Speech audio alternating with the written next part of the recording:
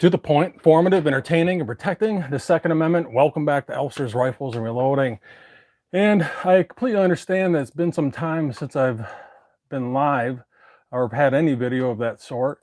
And I'm going to be straight up honest with you. After the start of the year and my sister passing away, and that hit me pretty hard.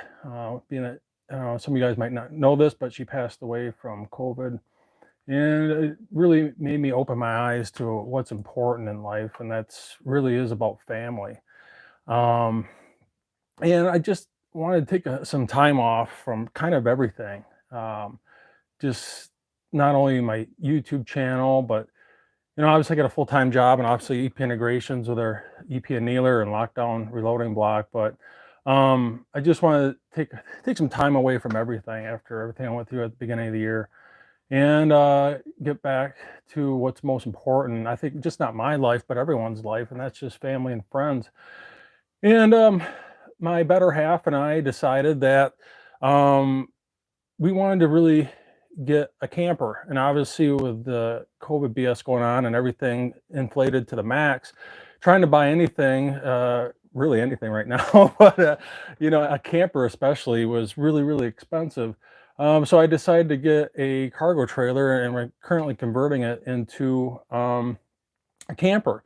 And matter of fact, I even started a whole different YouTube channel. It's actually under my actual name, Todd Elfers, TODD ELFERS, and it's, if you want to jump over there and subscribe, that'd be great. But I'm going to kind of share my experience of converting this cargo trailer into a cargo trailer camper conversion. I eventually plan on showing some of those videos. As a matter of fact, I actually uploaded a 5-minute live session today on my other YouTube channel. Let me make sure my sound is working here actually before I go any further. But I'm doing some pretty unique things with this cargo trailer to convert it into a camper. And I'm about to show that to you guys on my other channel, and that's everything from framing in the walls, windows, screen door, lift bed with hydraulics. Currently I'm playing around with lithium iron phosphate batteries with a solar panel and integrating that into the camper and hardwiring in the AC with a circuit breaker, a 30 amp hookup, and blah blah blah, you name it. And that's what kind of my other channel is about. And that's why I just named it my actual name, Todd Elfers. And it's not only going to be just that, converting this cargo trailer into a camper, but it's just my life, and my adventures and journeys of not only camping, but whatever I might do. But obviously this channel will always be here, and I just personally just had to take some time. And sometimes you just got to do that and realize what's important and not important. I'm not saying this channel is not important, but family always comes first. And I really wanted to spend this summer with my better half and our family, our children. We have 2 dogs. It's one of the most joyful things, is just to get out in nature and shut your brain down. And I just felt like I needed to do that. But I'm going to get back into the swing of things here, I think. And I'm picking up where I left off. And if you guys have been watching my channel, and let me clip you out here, is my last video series here was the PSA 308 AR10. And we have the part 1 here where we culled, decapped, cut out the crimp, washed and dried, and we got up to annealing in part 2 here. And at this point I had to stop because I didn't receive the PSA AR10 by that time, and I wanted to get some fire-formed brass with this specific factory ammunition. And then once we got the AR10, I was able to shoot this actual ejected brass that started at a 1.619 and factory 1.620 headspace using bump gauges, not case gauges, bump gauges. And we took this ejected brass and I measured it. I'm about to show that to you here in a little bit. Matter of fact, in part 4, fourth part of the series after that, We did that live too, and we went over resizing and headspace, and we got up to the point of where we're at now in part 5. And you know, what I've found out, at least with this PSA AR10, and mind you, it's an actual 308. It's not a 7.62 by 51. It's an actual 308, and this factory ammunition started at 1.619 on the headspace. When I say headspace, for those that are absolutely new, that is the distance from the base of the brass to the datum line, or the midpoint of the shoulder. You could draw a line from where the neck meets the shoulder. That actual distance, if you draw a line in the middle of that shoulder, is called the datum line, and that measurement for the base of the brass, the datum line, is your headspace. And that headspace rides on these bushings. And for those that are absolutely new, just going to give you kind of an idea of how much of a generous headspace this PSA AR10 in 308, mind you, and I'll show you the stamp on the barrel here in a little bit. It's not 7.62 by 51 military NATO. It is actual 308. And this is my resized brass. Sorry, let me grab the actual fired ejected brass. Now, mind you, this started out at 1.620. This is factory ammunition that hasn't been fired. Matter of fact, I have 5 pieces here out of that factory ammo, just to show you that it is factory ammunition. Has primer sealer on it. It's a good giveaway that this is actual factory ammo and it hasn't been fired. This is straight from the factory. That this has your typical factory headspace, kind of a SAMI spec type headspace, and this is 1.620. I'm proving points here. And you can see that this bump gauge rides off that datum line, and 1.620. Well, that's exactly what I wrote down on this box before we fired it, just to prove points. 1.620. And you'll see that if you want to go back, show you that I'm not fibbing, go back to part 3 here and watch that. You'll see that we started at 1.620. I fire it, I ejected it, and I took that ejected brass and I picked it back up off the ground and I measured it. And just to prove points, I'm just gonna show you some of this ejected brass out of that AR10, to show you how excessively that brass grew from 1.620, and actually the federal premium measured at 1.619, and it massively grew up to 1.629, 1.628, 1.629. You can see how consistently it's expanding from where it's starting at of 1.620, 1.621. I'm sorry, 1.619 or 1.620 with the factory ammo, and it excessively grew to 1.629 when I fired it out of that AR10. And this is the actual brass from part 3. And if you've seen that, you've already seen this before, but I'll show you once again that this excessively grew to 1.629. You can see I kind of spin in this, 1.629.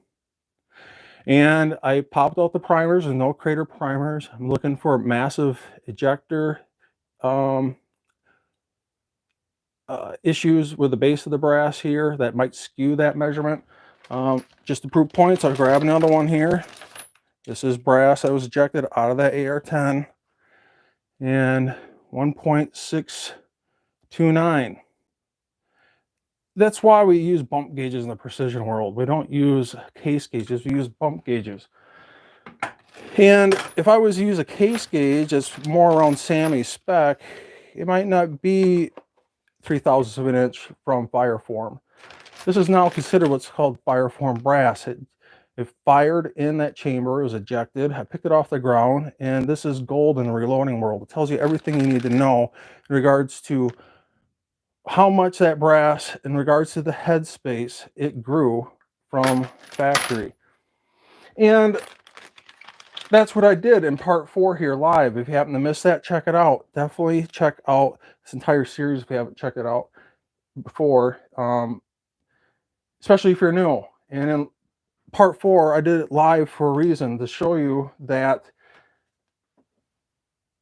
fire form at 1.629. And usually with my ARs, I usually do a 3 to 4 thousandths of an inch bump back from fire form down to 1.626. And that was my goal, somewhere between 1.626 to 1.625. I don't care how amazing you are, you're never going to get it exactly perfect, but if you can try and get it every single piece you resize perfect, more power to you. But usually I try to shoot for a range between 1.625 and 1.626. You know, if every piece of resized brass I resized was exactly 1.6255 on my calipers, every single one with a consistent headspace bump, that is the name of the game. And this, I've already prepped up 40 pieces out of that 50 total pieces. And I did that offline here before I went live, but I left 10 pieces here to do with you guys live. And let me just see who's jumping into the reloading room here. Looks like good old Harold Farmer's in the house saying good evening all, and Ray Porter's also in the house. Thank you for joining me. And if you're new to the channel, make sure you jump in the chat room and say hello. So I'm going to get a drink of water here. And just double check, make sure my sound is working. And it looks like it's running smooth here. So let's get going on this. Don't forget to smash that thumbs up. And like I said, I left 10 pieces here from part 4 after it was resized. And I just kind of want to touch base with you guys, especially those that kind of missed all that in the previous parts of the series. And I'm just going to kind of glance this because we all know that the good old YT gets a little sensitive about this, but that's what I'm talking about. So, but yeah, I left these 10 pieces here just for you guys to do this live and kind of get back in the swing of things here. And once again, I apologize for taking a little bit of a sabbatical here. So, so in part 4, we got this resize. I washed it back up to get the lube off the brass. Dried it in the Lyman Cyclone case dryer, and that's where we're at with this. So now I'm up to the point, being that this was once fired Lake City brass. That brass wasn't fired out of my firearm. I bought this as once fired Lake City brass from a gentleman on Facebook. I think 1,000 pieces. Off the top of my head, I think it was, well, I think I bought it for like 90 bucks. I know it was well under $100 shipped, which is a hell of a deal, especially right now. But I got this resized 3 thousandths of an inch under fire form.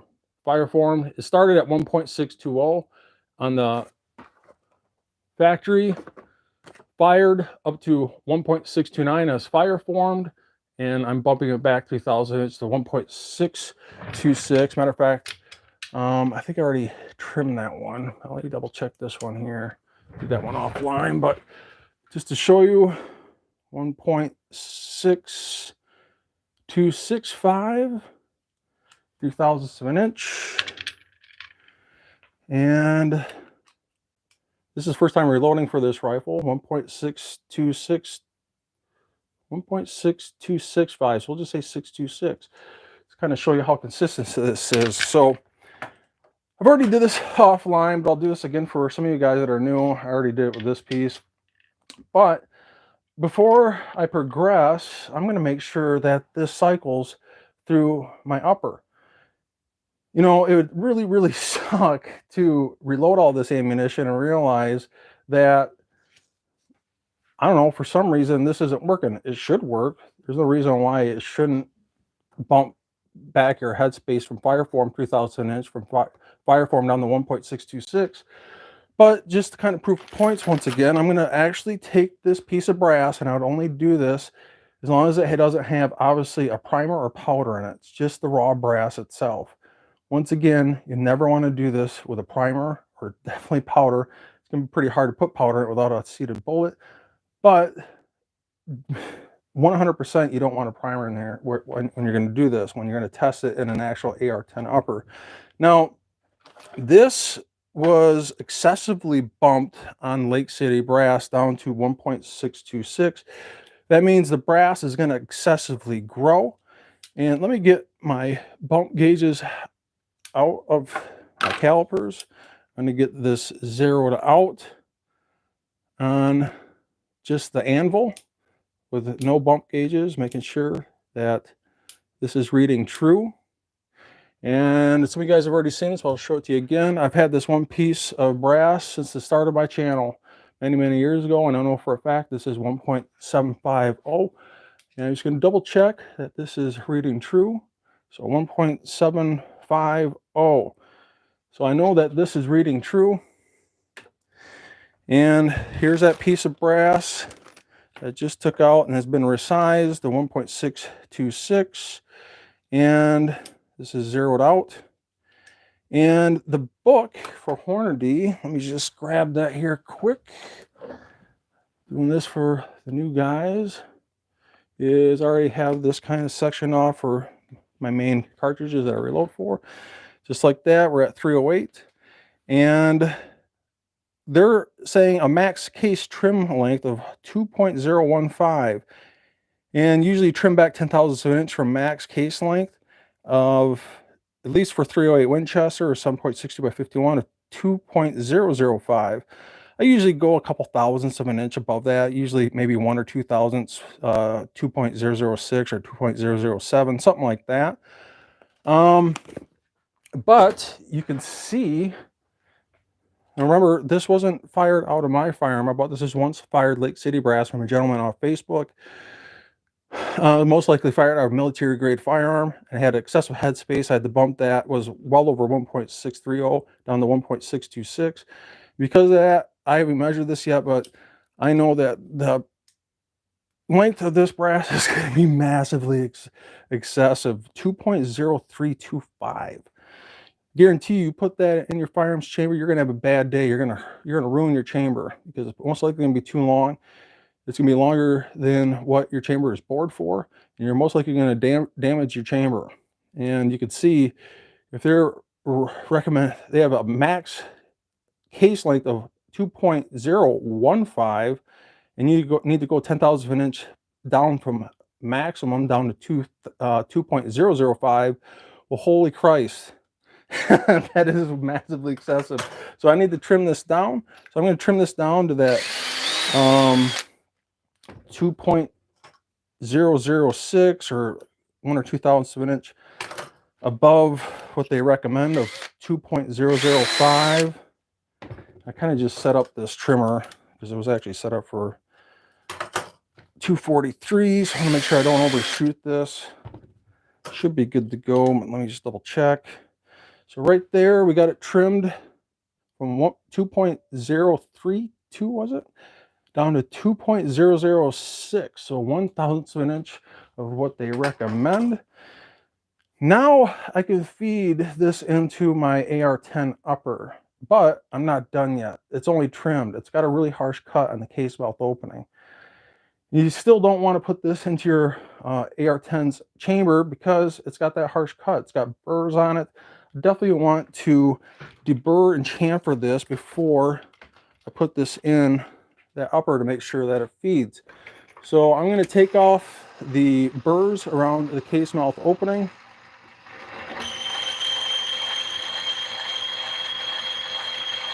So that just knocks off that burr, puts a nice outside chamfer on it. Really don't need to do the inside chamfer, but what the hell, I'll do it anyways. So I'll just put a nice chamfer on the inside the case mouth opening. Now this brass is completely prepped up for seating a primer, but before I seat that primer, at least on this one piece, I'm going to make sure that it actually will fit or function in my AR10's chamber. Now, as some of you already know, the good old YT is overly sensitive about what I show on the channel here. So I have verified that this is clear. I'm kind of showing this off camera here for a reason. So now you can see I have no lower on this at all. And I am going to pull out, here's the bolt carrier group. And the reason why I'm not doing this with the lower is when you do this test, you don't want to use your lower. You don't want to force this home. You want to do it by hand. If it can be inserted into the chamber by hand, you know it's going to be obviously done when the lower is on, and this is forced home with a buffer spring and a buffer with a maximum of inertia. And the reason why you don't want to do this, and I'm going to measure this before I do it, just to prove points. Once again, I'm all about proving points. Let me set this piece of brass off to the side. Get my bump gauges back on here.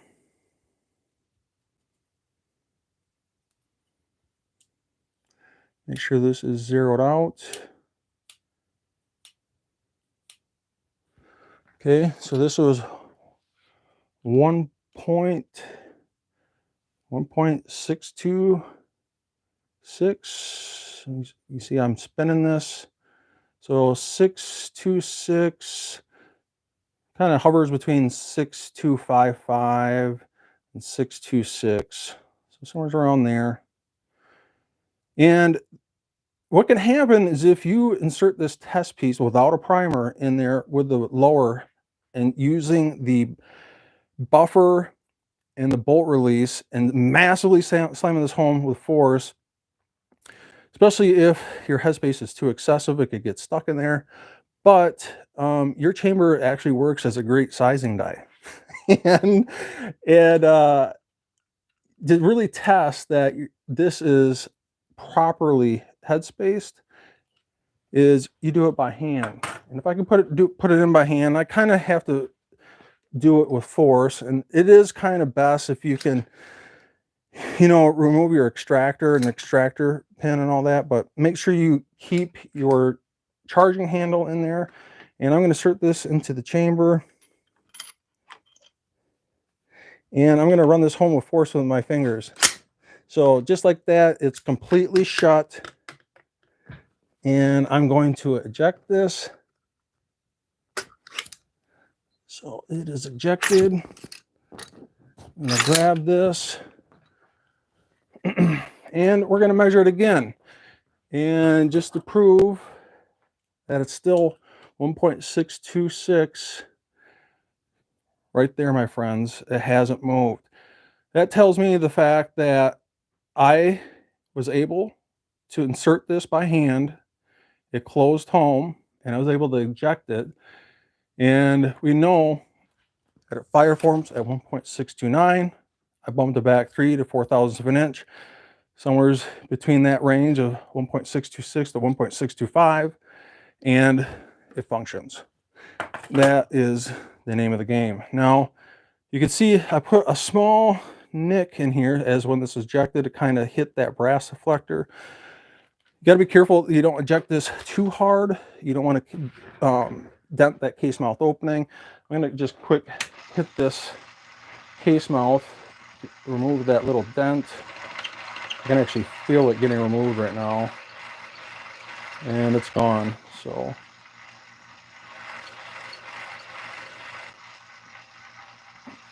run this back on the chamfer and the brush.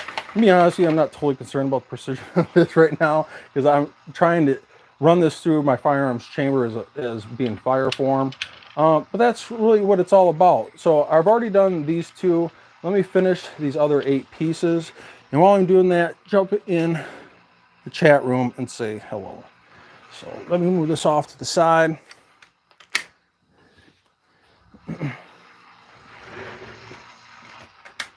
All right, so let me get another drink of water here. And Jim Laram is in the house. He's saying, good evening. Glad you're back at it. Let me get this plastic off my FX120 auto trickler so you guys can see better. Reporter is also in the house saying, hit the thumbs up, guys. Yes, please hit the thumbs up. It helps out more than you know. Lakeview Outdoors is saying, yo. Abigail is saying, hey, y'all. And PA Reloader saying, hello, everyone. Hope you're all doing well. So yeah, let's finish these other pieces here. So these are already done. I'm just going to kind of quick double check this. I'm sure it's fine, but let me humor myself and check. Always measure twice, cut once in a reloading room. Make sure, especially when you're dealing with primers, that you have your safety glasses on. So next piece here, yet to be trimmed and deburred. Huge, monster trim length on this. This hasn't been trimmed yet. It's just been resized from once fired purchased. And because it was resized so much, the length of that brass grew tremendously. Guaranteed this would damage your rifle's chamber if you tried to insert it. So let's get this all trimmed up to that 2006, 2007-ish. I'm actually gonna measure each one here, at least on these 10 pieces for you guys. So that looks good. It's right at 2005. I just set up this trimmer. This is the world's finest trimmer. Probably about the most basic trimmer that I would suggest using. You know, if you want something that's very, very high end, kind of the Cadillac of trimmers, I'd look at the Groud tri-way trimmer, or maybe the benchtop trimmer, or the Henderson Precision trimmer if you want some of the best trimmers out there. What's nice about those is they not only trim, but they chamfer and deburr all in one step, rather than doing just the trimming and doing a deburr and chamfer all in 3 separate steps here. So we get these all trimmed up, but like I said, the downfall of the world's finest trimmer is it leaves a very harsh cut on the case mouth opening. So, but just kind of work our way through here. Like I said, I already got these other pieces done before I went live, but I'll leave these 10 here for you guys. And yeah, it's looking good for it to kind of show you on here. 2006, 2.006. Like I said, I usually go about 1 or 2 thousandths of an inch over what's recommended for trim length. A lot of brass is coming off this Lake City brass. So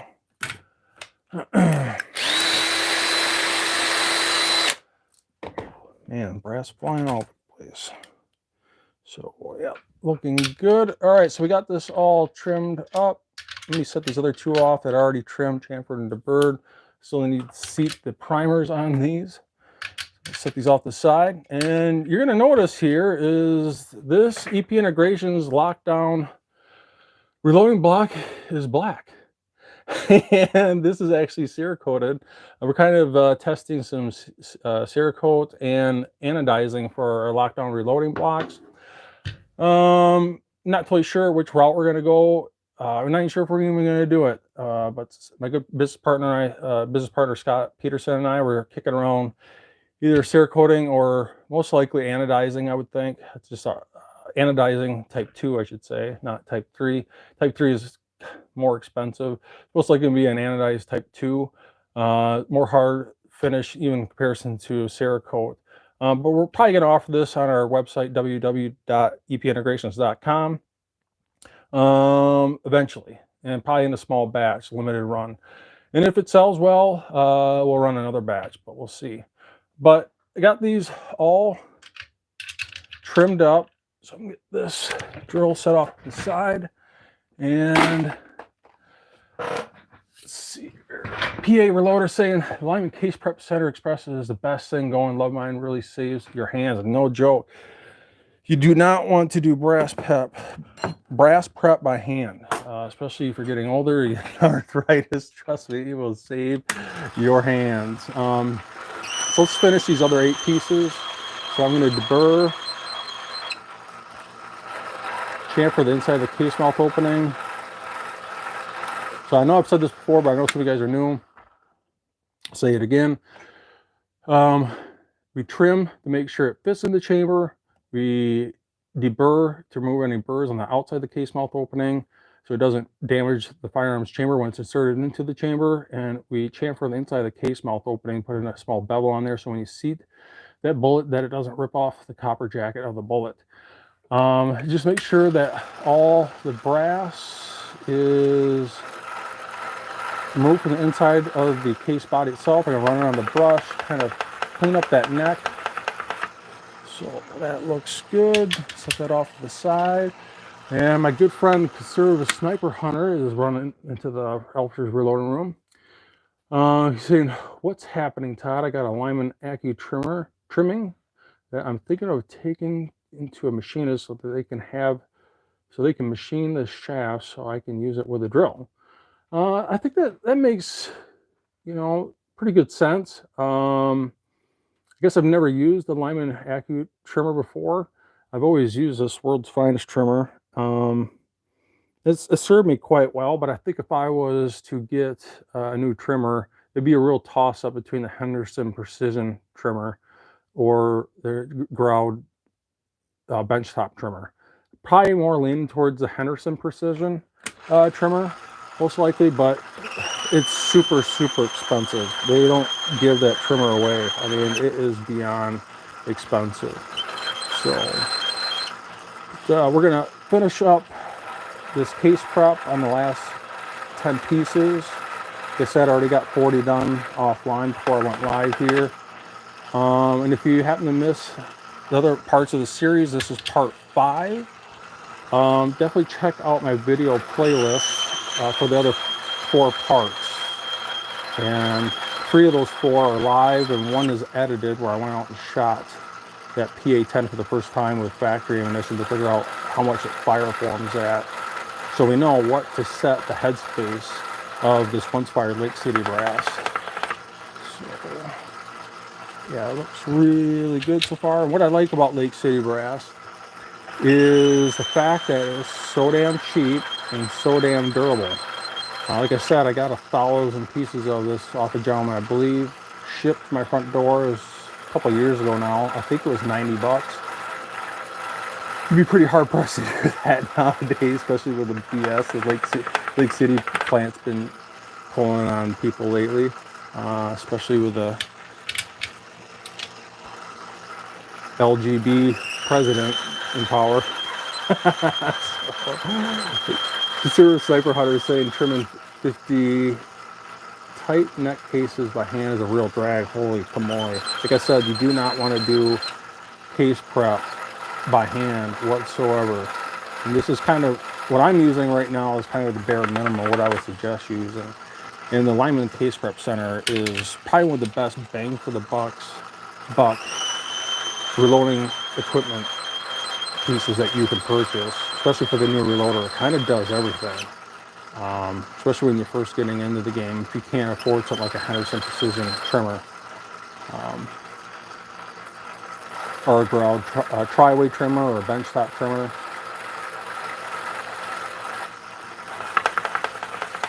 But yeah, this is looking good so far. Got 2 more. Like I said, jump into the chat room and say hello, especially if you're new to reloading or you're new to the channel. Just jump in there and say, hey, I'm new. Nice to have you along. So this is looking really good so far. Get that chamfer on the inside of the case mouth opening. You can see I'm kind of supporting my hand here as I do it. So I'm kind of using it as a gauge so I don't go too heavy. You can over chamfer the inside of the case mouth opening. If you over chamfer it and you get that to a razor sharp tip point on that chamfer, you can get a lot of split necks. If you're into a lot of split necks, that could be one of your issues, is chamfering too much and deburring too much. You can do both, without a doubt. You just want enough to get that burr off, and just enough so when that bullet seats, it seats without ripping off the copper jacket. So yeah, it looks really good. Okay, so I'm going to get this set off to the side here and grab my CCI large rifle primers, also known as unobtainium right now. At least unobtainium at a premium. So I got 10 here I need to do. So I'm going to push out exactly 10.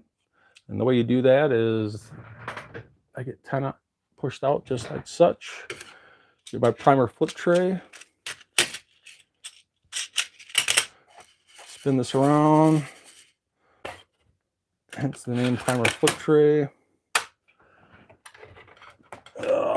my pickup tube, my large primer pickup tube. 1, 2, 3, 4, 5, 6, 7, 8, 9, 10. Get my weight rod, if I can find it. One always gets stuck at the top. I'm going to push that in.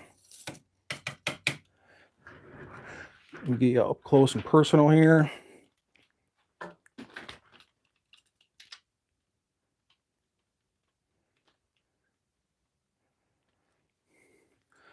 going to transfer these into the drop tube.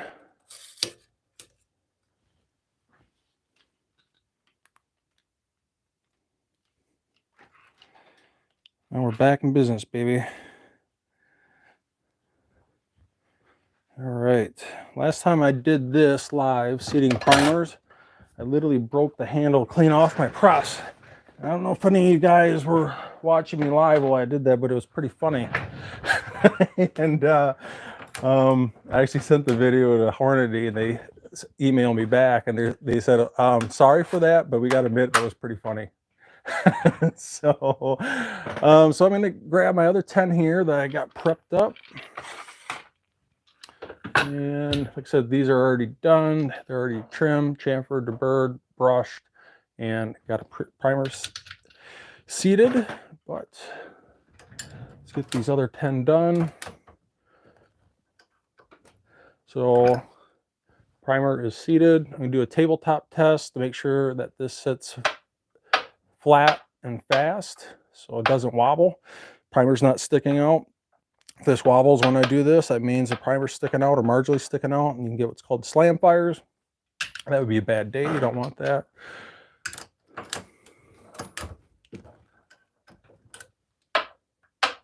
And you can also check to make sure they're seating just below flush. What I like to do is hold this up just to the edge of my press light here and look at the shadow that it creates.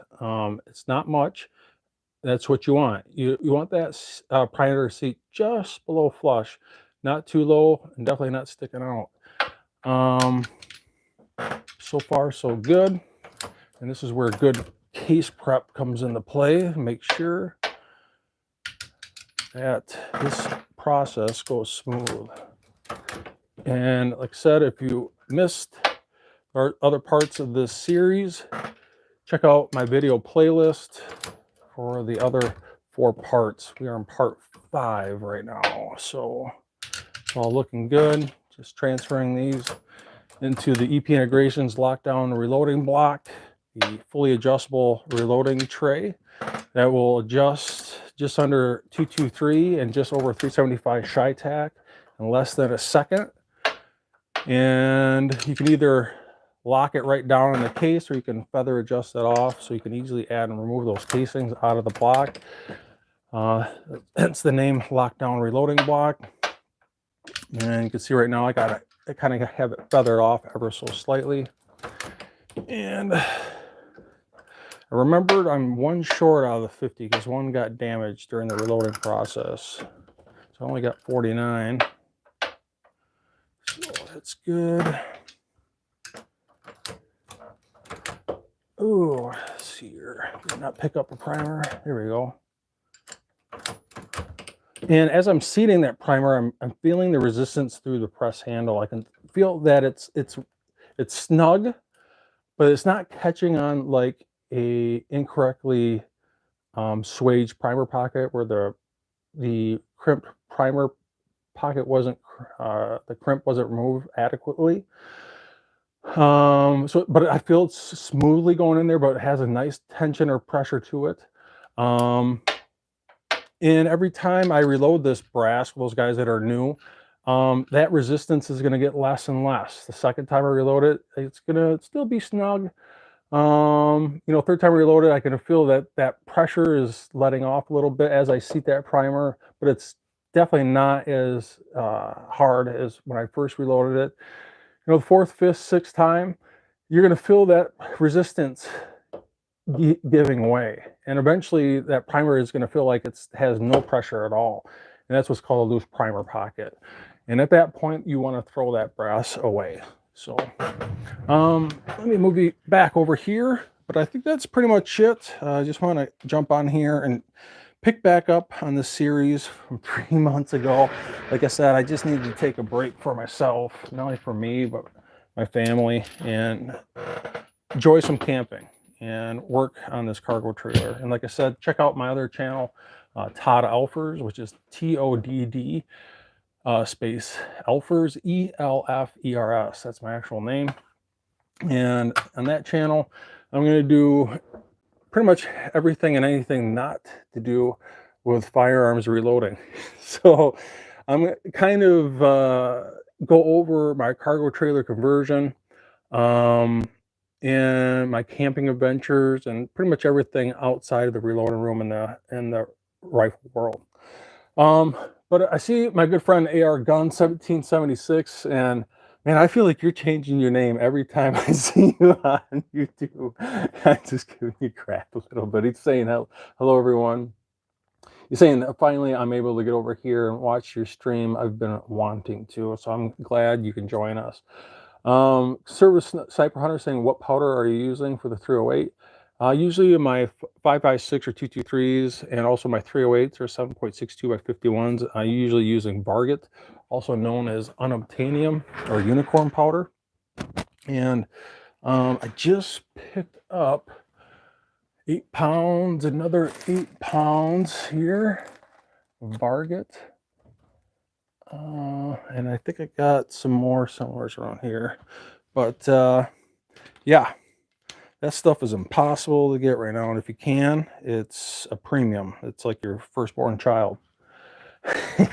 So you have to give your firstborn child and your left arm, maybe a foot, for, especially, I don't know what it is about primers now, but holy smokes. It seems like it's even worse than the middle of Delta and Alpha of COVID. You know, you were able to get a box of 1,000 primers for what, $39.99, $4 per 100. You know, and during Alpha and Delta, I mean, it might have went up to, the worst I've seen, it was probably $80 per 1,000 or a brick. And you know, if you're not watching or following my Facebook page, Elfster's Rifles and Reloading, my main page was actually taken down by Facebook. I actually have a backup channel called Elfster's Rifles and Symbol Reloading. My actual channel, Elfster's Rifles and Reloading, Facebook took down because they're sensitive little bastards. So God forbid you post actual products that are protected by the Bill of Rights, whatever. But not to get too political about it, but they did take my page down of almost 5,000 followers. And I do have a backup page on there called Elfster's Rifles and Symbol Reloading. Definitely check that out, because I do post a lot of my affiliate links on there when I do find primers when they're available. And definitely powder, especially hard to get powders like Varget and H4350 and all that good stuff. But yeah, it's just, stuff is so crazy right now, not only in the reloading world, because now primers are pushing well over $100 per brick, especially if you want to get the good primers like CCI. You know, Brownells, before promo code, they're pushing like $110 a brick. Some are 130, which is insane. Thank God I stocked up when I did. And I haven't seen Varget and H4350 in a long time, other than about 3 or 4 months ago. It did come out, and my local Shields happened to have some, and I got lucky, was able to buy it at a damn near pre-COVID price, which was really nice, hence the 8 pounds up there, or 16 pounds. But Conservative Sniper Hunter saying, that's what I'm using here in Australia. We call it AR2208. It's a great powder, but I find that it leaves a lot of carbon in the barrel. That's a good point. PA Reloader saying, it took me almost 2 years to find small pistol primers. I finally got 2 bricks for $140. That's actually, it sounds crazy, but it's actually a halfway decent deal for today's terms, which is, I never thought I'd be saying that. And that's, you know, I learned in my last 2 presidential election cycles, that I will never run short again. That's why I stockpiled before this previous election cycle. That will never happen again. And thank God I stocked up when I did. But yeah, I think that's it. I'm gonna wrap this up. Um, and once again, I'm sorry for taking some time off, but sometimes you got to do that. I'm not saying I'm going to jump back in full steam here, but I at least wanted to pick back up where I was with this series. And like I said, if you missed the other parts of that series, check out my video playlist for the other 4 parts. And obviously this is part 5, which looks like I need to fix that on the title. But thank you for joining me, and I will see you guys in the next part of this series.